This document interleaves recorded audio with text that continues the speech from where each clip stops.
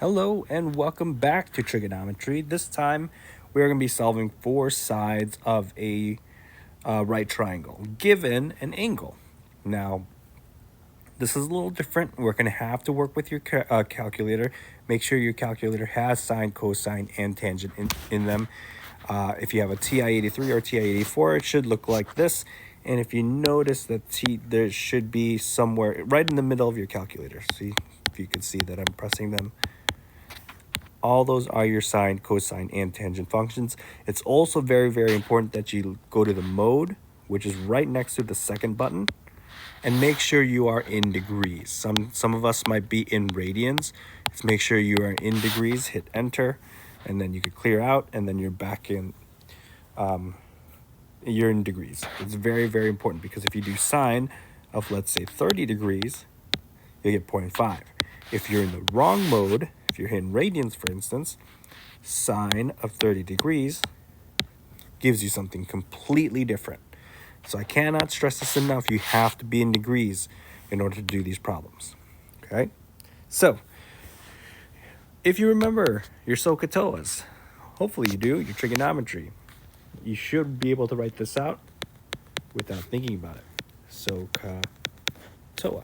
We're going to use this exclusively. Sine is equal to opposite of hypotenuse. Cosine is equal to adjacent over hypotenuse. And tangent is equal to opposite over adjacent.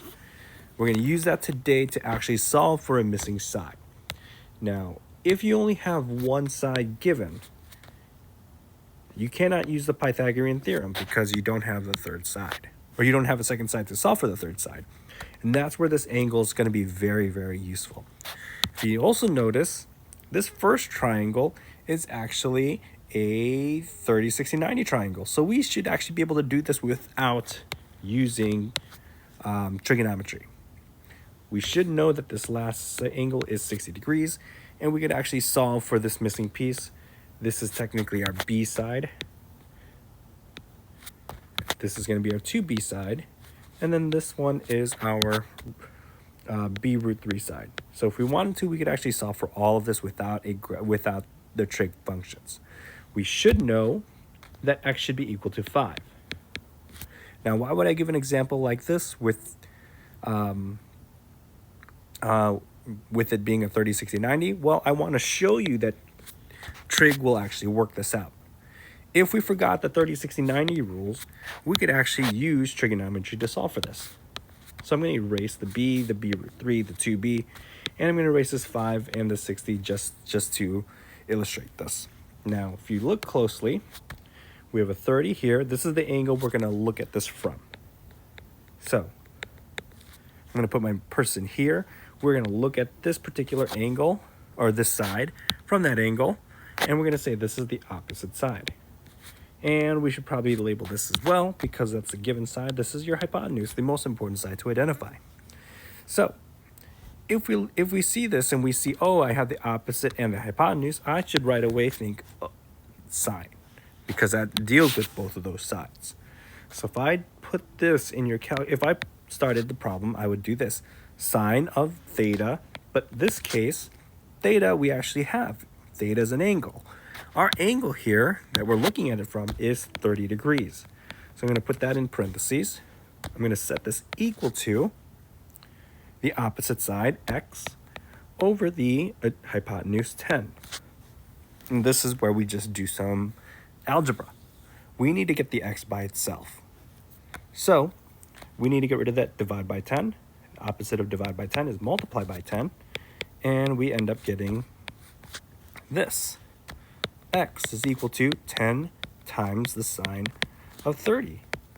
And this is all you have to put into your calculator. Okay? So, in your calculator, 10 times the sine of 30 degrees, which is important to know because I did sine of 30 earlier. It's half, so you get 5. X here is equal to 5, just like we did with the 30, 60, 90. Okay? And that's very, very useful because it just verifies, okay, 30, 60, 90 actually does work, but we could also use trig now. Okay? So, moving on to a problem that doesn't have a 30, 60, 90 in it. It's actually, and we actually don't have a side here. That's bad of me. So let's put, for instance, let's put 8 here. Let's actually put 8 here. So this time around, we don't have a 30, 60, 90. We don't have 45, 45, 90. Let's do this in blue just to be a little bit different. Here's our angle. We are looking at it from this perspective. Let's make this a girl this time because last one was a boy. Now, if we're going to label the sides, this is going to be the hypotenuse, and the 8 should be the adjacent side.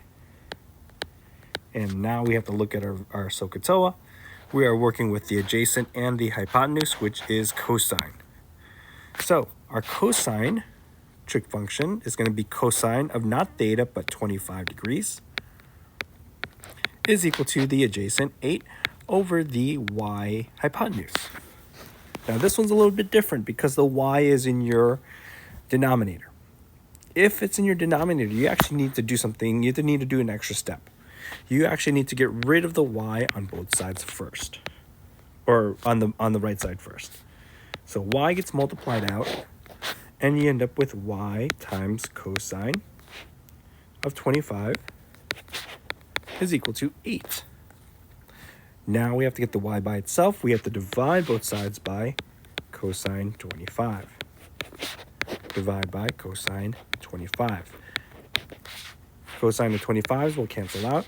And now you should get y is equal to, and then this is what you plug into your calculator.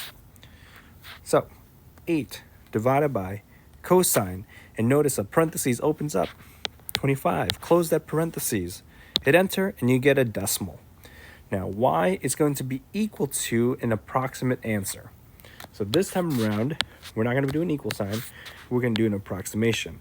And depending on the problem, I would probably say round to the nearest hundredth every single time. So in this particular case, this would be 8.83, because we are looking at the 8.827, which rounds up to 8.83. And there's your value. There's your answer. Y will be bigger, slightly bit bigger than the adjacent side, which is right, which is what it should be. Okay.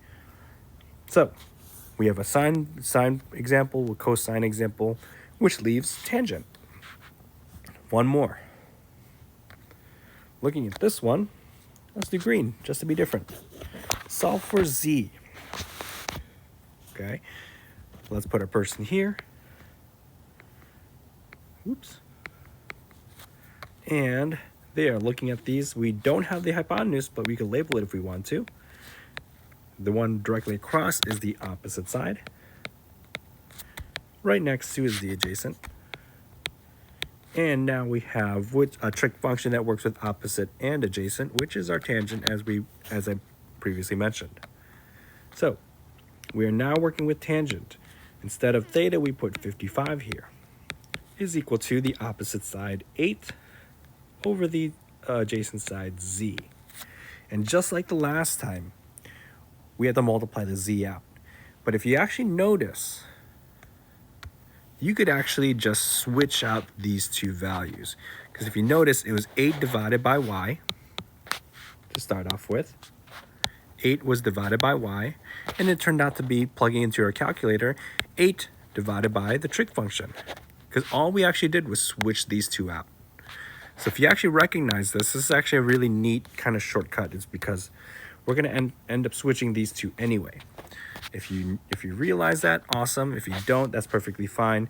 You're going to end up doing 8 divided by tangent of 55 by the end of this. Don't believe me? Let's play this out. Multiply by z. Z's cancel out. You get z times the tangent of 55. These should be in parentheses.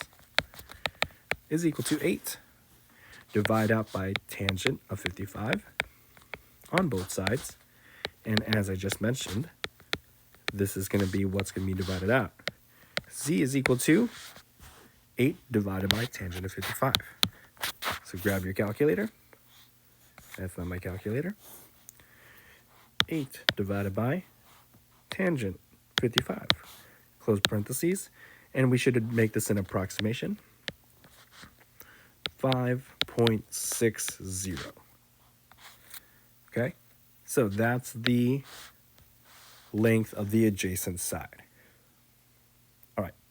So there is your trig functions, solving for actual sides this time. So you're going to be given one side, which is the nice part. You're going to be given one side,